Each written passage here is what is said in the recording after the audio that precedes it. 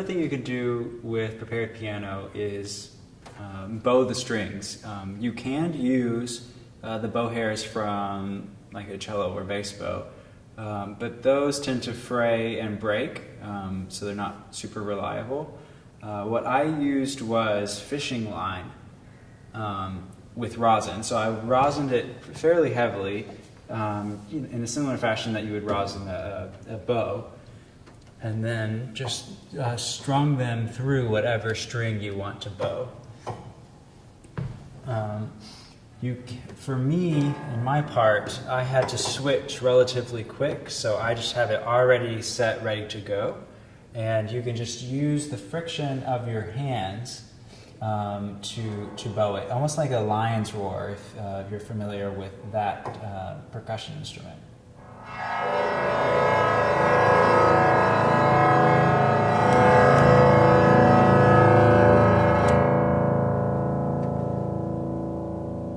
So it's just using the friction of your fingers against the rosin on the string.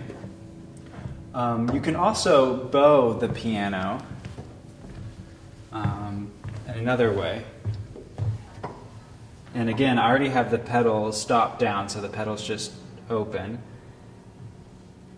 And this string is already ready to go. It's actually a series of 4 strings tied together with rosin.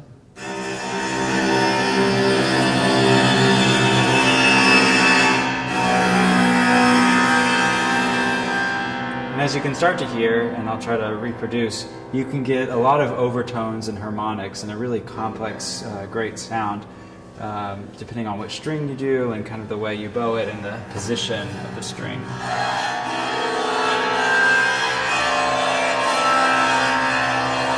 So you hear I can kind of get a higher harmonic.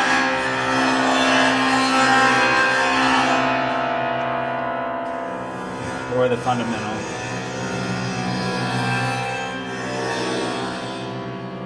And I do the same with the lower string. It sounds slightly different than the way I was bowing it earlier.